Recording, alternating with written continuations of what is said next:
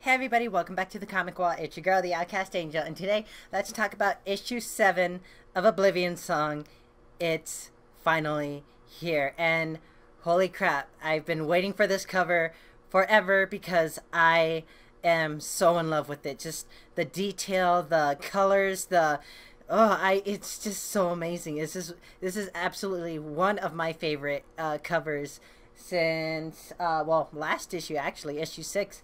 And to have them back to back on the wall is going to be so awesome. So, yeah, I mean, this is the first time that any of us, at least most of us who may have, gotten lucky to get the advanced edition, this is the first time that most of us are finally reading new story. I know some of you have called me out about having the advanced edition, but I swear I've only ever read it like once, and then I put it away because I didn't want to spoil the novelty of it, And so yeah, this issue was crazy. It opened up a whole new door to the story that I never even thought was possible or more plausible, I guess, because we found out just exactly what happened when the transference hit Philadelphia in this story. And I think it's just better just to dive right in. So starting off, we're dropping back in on Nathan after he's been arrested for having this device in his storage locker, a device that this general of defense is calling a bomb. And so we see him sitting here in this interrogation room with the classic light over his head in a dark room full of people, and he's talking about what happened when they discovered this new dimension, or this different dimension, because I mean, even in today's world, a different dimension would be huge, And so here he's saying, like, the energy was there, we could detect it, but accessing it, that was the issue. Everything was theoretical, like another dimension. What does that even mean? He says something interesting here. He says a whole world with life, a pocket dimension we could store things in, a pathway we could use for transportation. The possibilities were endless. So obviously this wasn't exactly a it's kind of like that quote where it's like the road to destruction or something is paved with best intentions, or something like that. And so that's essentially what happened, because now we see a lot more of what was going on behind the scenes with Nathan and his team. And so here we get to see more of the team behind what went into this device. We see someone named Bernard Osmond, who was the one who discovered the energy signature in the first place. His daughter Marie, who kept everything running and helped them get the money for this project. We have Leslie McKinley, who was some kind of like young genius, because she'd gotten her doctorate in theoretical physics at age 15. I was struggling in marching band at age 15. She was working on her 9th degree at the time, and she still wasn't old enough to drink.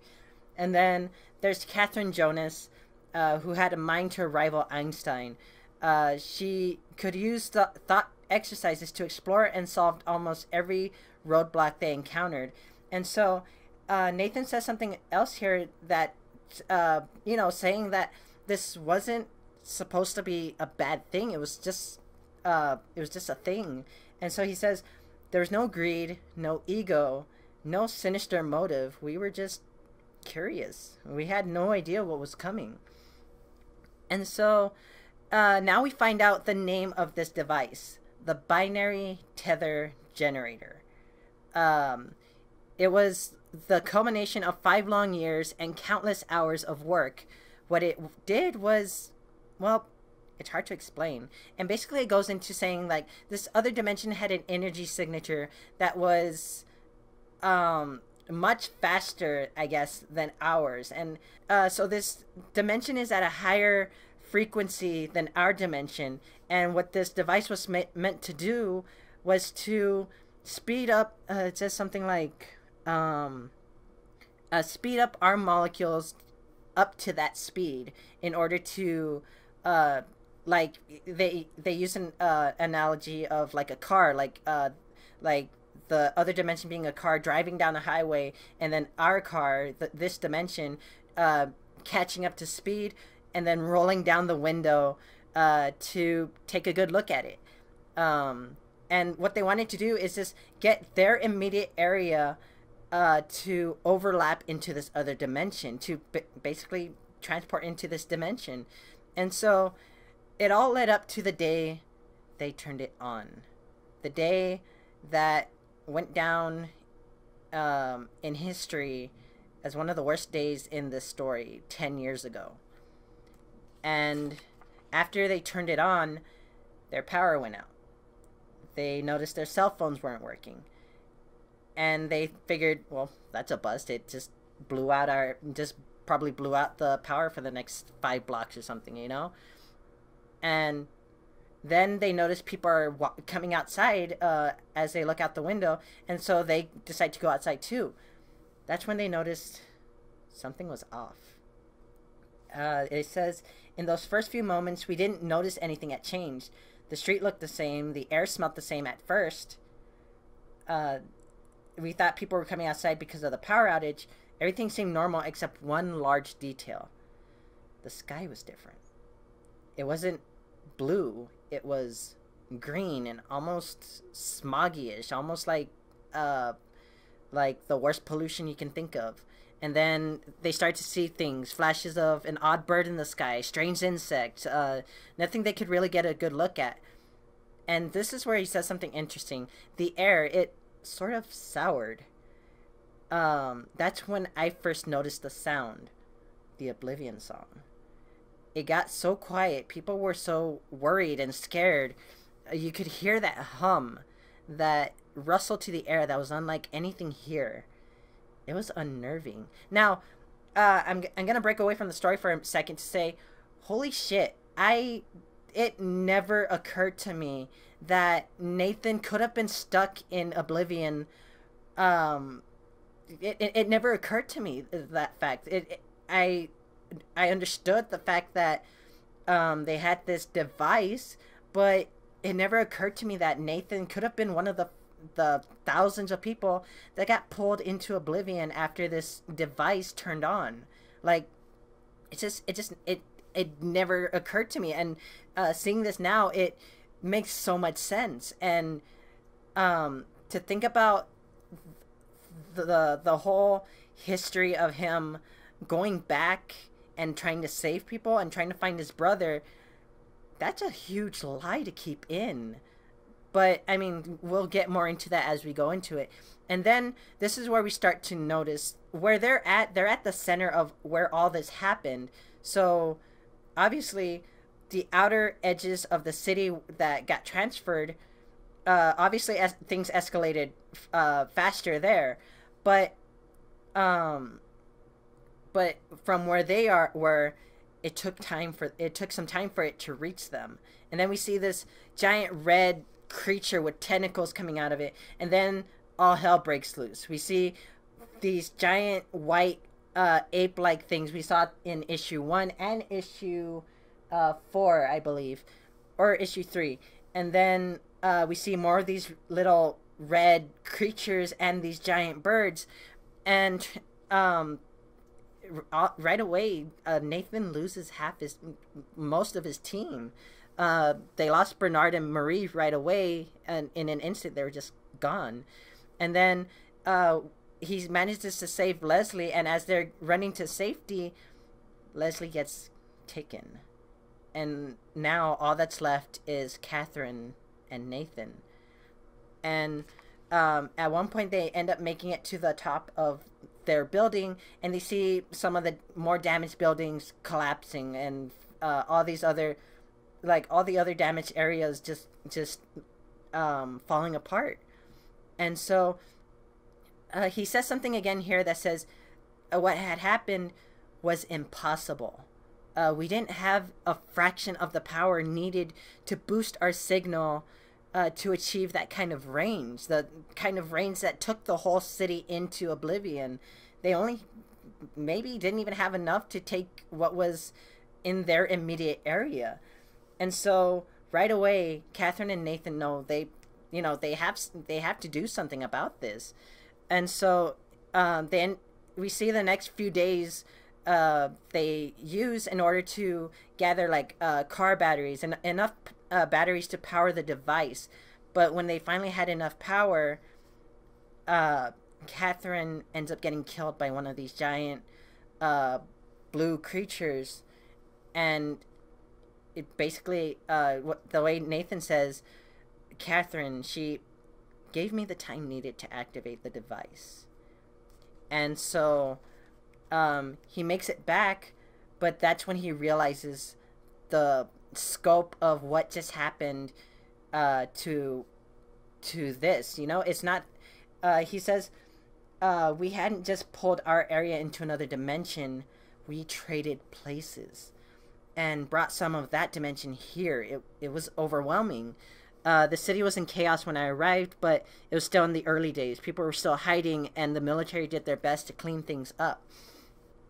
And so he knew, Nathan knows by now, he needs to make this right. And that's when he spent all his time developing the technology to try and to be used in the rescue effort, to make these darts that he uses to bring people back. But like here he says, it was hard hearing people use words like brilliant and genius when I was doing little more than reverse engineering my team's technology. The mission was too important. And then that's why he volunteered to be on the front lines, because he knew the technology better than anyone else. And it goes into saying, like, when our funding was pulled, like, of course he was going and looking for his brother. And then now we see him back in this interrogation room where he says, it was all my fault. And obviously he's very, like, remorseful about this. And all the general has to say to him is, you disgust me. And obviously this hits Nathan hard, and Heather can't help but feel sorry for him because, I mean, he's her man, you know? And, I mean, knowing that he has the weight of this on his shoulders, you know, it's hard. Now we jump to Ed, who's walking into this bar, and as he walks in, the bartender's kind of like, hey, no handouts here, pal, get out before I call the cops. You know, it's like, it sucks the fact that he has to be dealing with this. And so he asks for Carla, the owner, supposed owner of the restaurant, but the bartender says Carla died 5 years ago, and he asks, you know, if Lucy Bellum comes around anymore, and the bartender says, you know Lucy, and Ed says, I did, but what happens? He tries asking for some more information, but the bartender's getting suspicious, like, who are you? And instead of saying who he is, he kind of just leaves and says, forget I was ever here. And now we see the worst part of this, of the society that's developed after this. You know, we see everyone on their phones, on their, you know, just disconnected from everything else. And then one of the bigger things where this kid almost walks into Ed, and the mom, like, just jerks him away, saying, you weren't looking where you were going. You almost bumped into that disgusting bum. Like, it baffles me that people can treat people like that, you know? And we see how Ed just looks absolutely disgusted by everything around him. Everyone's just so disconnected. And I think it's interesting, the fact that they throw that in there, you know? Especially in the world now that is a huge problem. The fact that everyone's so disconnected, but from the physical world, but everyone's connected to the digital world, you know?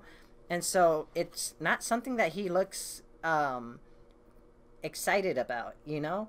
Now we jump to Duncan and Bridget, where Bridget is waiting for Duncan, and they decide to finally talk about what happened after after, I forgot his name, after Bridget's ex-boyfriend came back, the boyfriend she had during the time that she thought Duncan was dead, you know?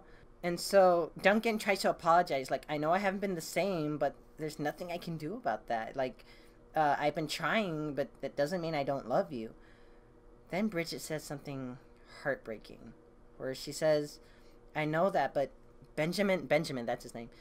Benjamin and I were so close. We were together for years before you came back.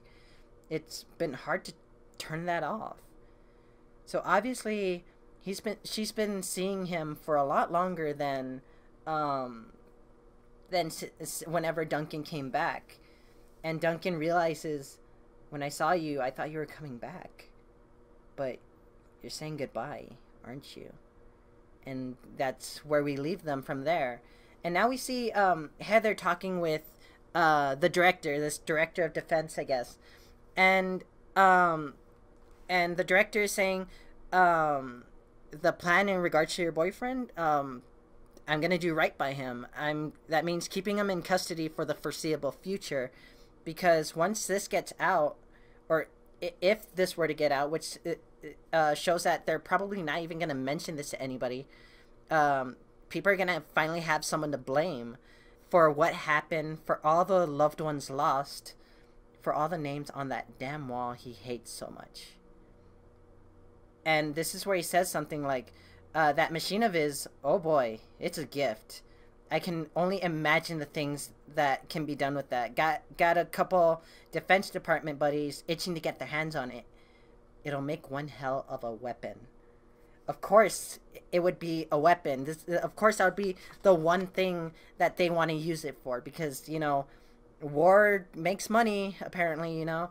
It's just, it's a crazy world we live in, guys. Anyway, now we see Nathan kind of sulking in his prison cell, you know, orange jumpsuit and everything. And we see Heather has come to talk to him. And so she says, like Nathan says, I'm sorry, I should have told you. And Heather's like, yeah, you should have. Because everything I heard in there, it didn't do much more than make me think that everything you've done over the last few years makes sense. I heard the story of an innocent man who made a mistake and devoted his life to undoing it. I heard the story of a hero. Now, obviously, this wasn't what the director heard, but while Nathan's looking at, like, what am I looking at, like, life in prison, execution, Heather holds out 2 transportation darts and says, one to get you out and one to bring you back. Holy shit, she's actually doing this. And Nathan has the look of hope on his face for once in his life. And it's just, it's insane. I'm like, I was just so happy to finally get this issue in my hands, because it's just so, it just gives us so much more information that we've been waiting for, or at least I've been waiting for almost 6 months, you know. So well, I know, like, while y'all are waiting like a month for each new issue, I was waiting 6 months because I already knew what happened for the most part, you know. I mean, yeah, I read each issue as it came out, so I was reminded of what was going on. But, you know, it takes a while, you know? And so that's the end of this issue and the end of this video. Thank you guys for watching. I hope you guys liked it. And if you did, drop a like, show the love, hit that subscribe button to get more of my videos, ring the bell to get notifications on when I post new videos, so that way you guys stay updated and don't miss out. And I'll see you guys next time. Bye.